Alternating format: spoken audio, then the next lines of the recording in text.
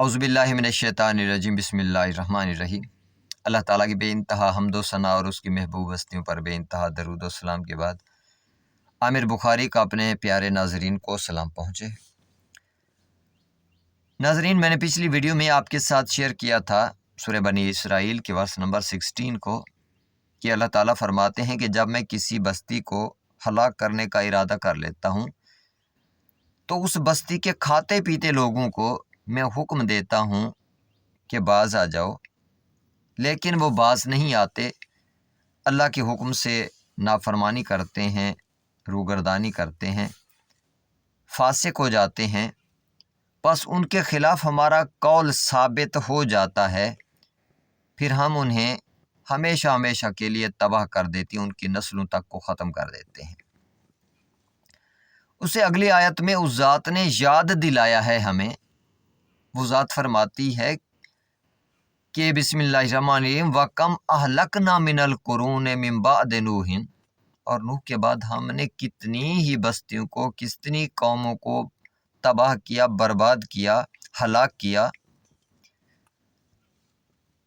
کہ جنہوں نے گناہ کیے۔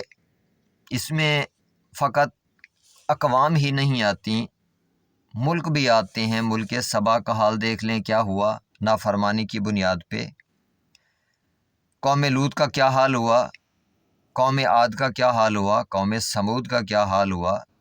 قوم عاد اور سمود حالانکہ بہت طاقتور اقوام تھیں، اس کے باوجود ان کا انجام کیا ہوا، عذاب وہاں سے آیا جہاں سے وہ سوچ بھی نہیں سکتے تھے۔ تو یہ اسی لیے اس ذات نے یاد دلایا ہے کہ تم مت سمجھنا کہ تم ٹیکنالوجیز میں ترقی کر چکے ہو، وہ لوگ تم سے زیادہ ترقی یافتہ تھے۔ قرآن کریم کی آیات ہیں ان لوگوں کے حوالے سے کہ وہ تم سے زیادہ ترقی یافتہ تھے۔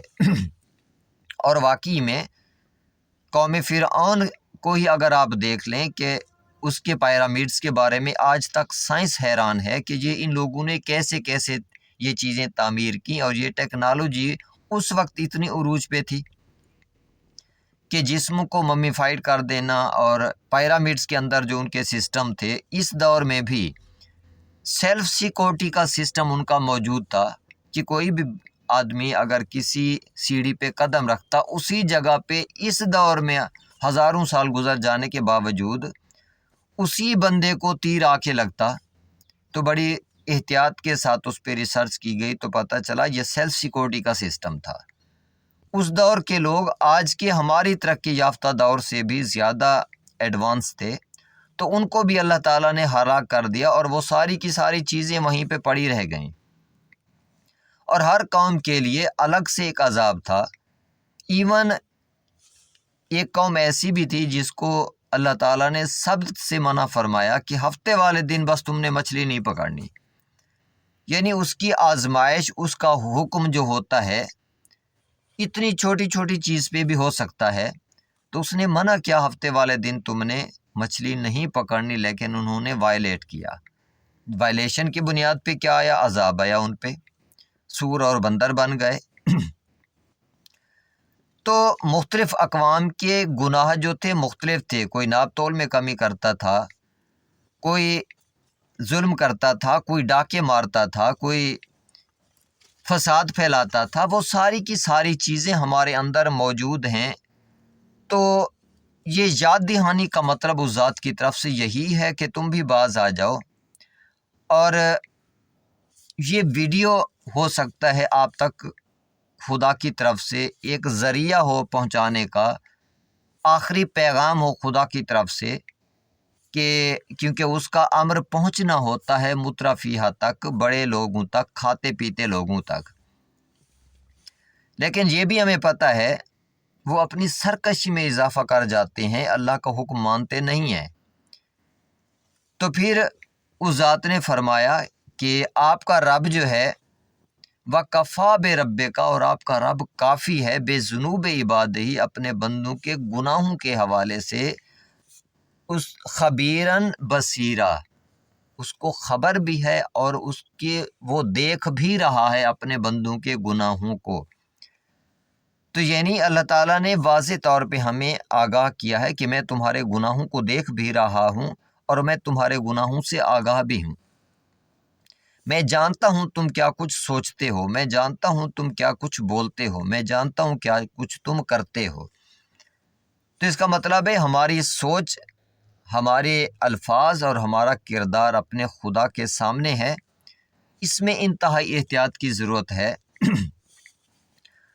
اور ایک چیز ذہن میں رہے کہ اللہ تعالیٰ اپنے مومن بندوں کو عذاب سے بچا لیتے ہیں، ہمیشہ یہی ہوا ہے۔ پچھلی اقوام میں بھی جو نیک لوگ تھے اللہ تعالیٰ ان کو بچا لیتے ہیں، اور جو برے لوگ تھے ان کو اللہ تعالیٰ عذاب دیتے ہیں، تباہ کر دیتے ہیں، ان کی نسلوں تک کو مٹا دیتے ہیں، پھر ان کی جگہ پہ اور لوگ آ جاتے ہیں۔ تو ان چیزوں پہ غور کرنے کی ضرورت ہے۔ آپ امر بالمعروف کریں۔ عزت دار طبقہ میری قوم کا، میرے ملک کا خاموش ہے، پاکیزہ فطرت لوگ چپ ہو گئے ہیں، خوف زدہ ہیں کہ یہ لوگ جو برے لوگ ہیں، جو مترفی ہیں، یہ ہمیں نقصان نہ پہنچائیں۔ دیکھیں، اس یقین کے ساتھ، ایمان کے ساتھ آپ زندگی گزاریں کہ ایمان بالغیب مومن کی سب سے پہلی صفت ہے۔ تو جب امر بالمعروف کریں گے آپ، تو آپ خدا کا کام کر رہے ہیں۔ جب خدا کا کام کریں گے تو آپ کی حفاظت خدا کے ذمہ ہے، پھر کوئی بندہ آپ کو نقصان نہیں پہنچا سکتا۔ اس یقین کے ساتھ آپ امر بالمعروف کریں، تبھی یہ لوگ باز آئیں گے، ادروائز اس ملک کے حالات اس سے ابتر ہوتے چلے جائیں گے، اور یقینی طور پہ پھر عذاب کو کوئی ٹال نہیں سکتا۔ تو میری دعا ہے میری معزز ناظرین، اللہ کی امان میں رہیں، خوش رہیں، اللہ تعالیٰ آپ کو خوشیاں نصیب فرمائے۔